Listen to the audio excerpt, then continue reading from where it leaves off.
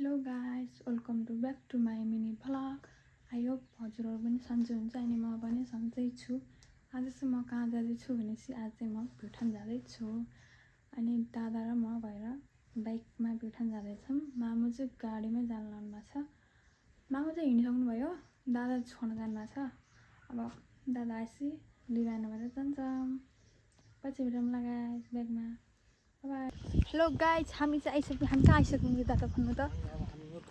अब हामी मुर्कुटी आउँदैछौँ गाइस।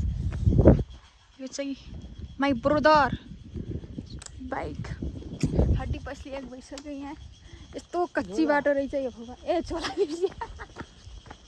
अब म त भलगर झोलै बिर्सिन्छु। गाइस हामी चाहिँ चल्यौँ, एकछिन बस्यौँ, एउटा फोडा खिच्यौँ अनि चल्यौँ। बाटो चाहिँ खत्रै रहेछ। हड्डी पसली एक घन्टा भएर छुट्टै छुट्यो। कुरा सक्छ र नारी कुरा सोध्यो रात हुन्छ जिन्दगी आफ्नो छ। फुलहरू कस्ता राम्रो छ र जुत्ता फेरि कडक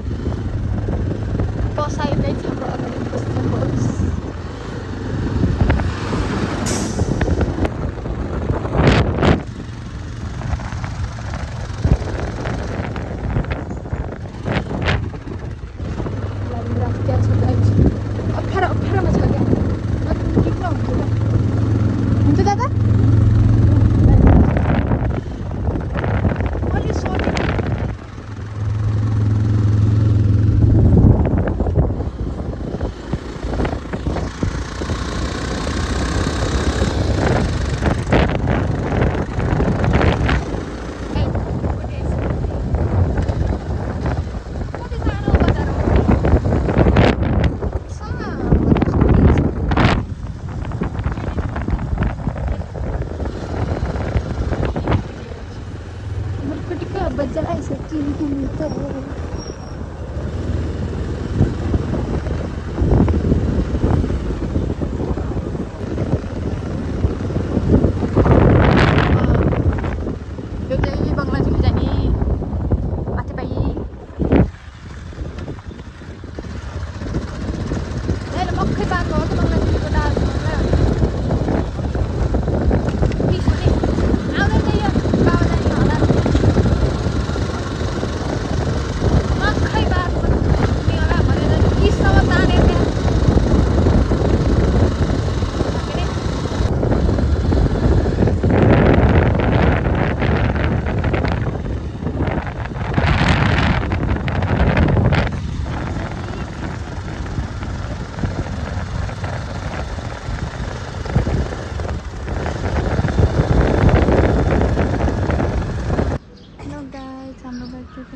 उठिरहेको छ।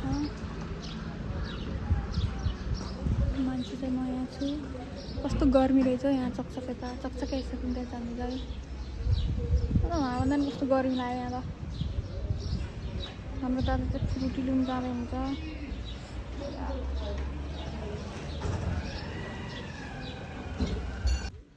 ल गाइस, म चाहिँ चेयरनेट आइसकेँ।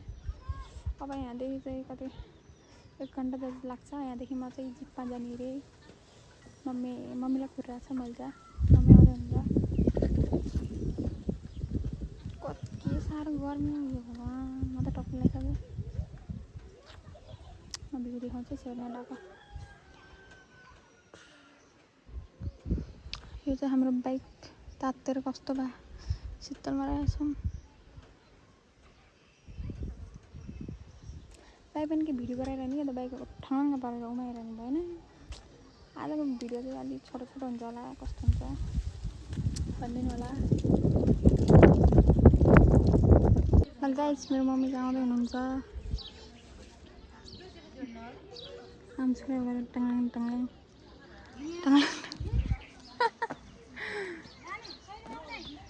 त्यो कच्ची बाटोमा त हड्डी पस्ले एक भयो कि, अरू बेलामा त सजिलो भयो। सिधै छैन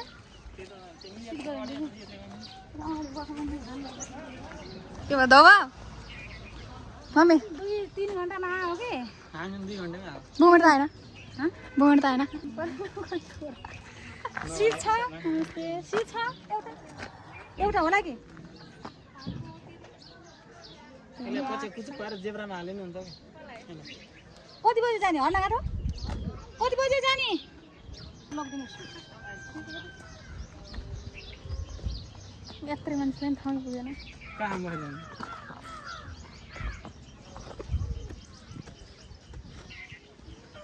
हेलो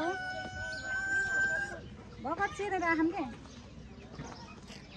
के साह्रो प्याएको गाइस। म चाहिँ अब चाहिँ धेरै छैन, 3-4 मिनट पछि त म आइहाल्छु। आफ्नो जन्मिया थलो आउँदा यस्तो फिल हुन्छ नि, यस्तो मजा फिल हुन्छ क्या, बेग्लै फिल भयो। तर धो पनि भयो। त्यो गाडीबाट आयो नि त, गाडीबाट उताबाट आयो कि यहाँदेखि फेरि 15 मिनट हिँड्नुपर्छ कि यो ब्याग बोकी। मैले घर कस्तो गर्मी रहेछ बा। 3 दिन भयो नि त लास्ट यही गर्मी चढेर टक्कै लगाइसक्यो म त। यहाँको फेरि यस्तो छ जङ्गल, कस्तो भए पानीतिर पनि लगाएर ए भगवान् गाह्रो छ। तर आजको भ्लग त साह्रो मतलब थोरै भइगयो, किनकि त्यो बाइकमा कति देखाइरहने केही पनि नबोल्ने जस्तै हो नि। त्यो बाइकमा आवाज पनि आउँदैन, अनि त्यही भएर हाम्रो मामा घर फेरि यहाँ छ। हाम्रो बाइक त्यहाँ ठन्डिरहेछ। म चाहिँ आएँ अब। ल हजुरहरूलाई भ्लग कस्तो लाग्छ भ्लग लाइक कमेन्ट सब्सक्राइब गरिदिनु होला। सास फुलेर बनाउनु भएन क्या त। ल बाई गाइस।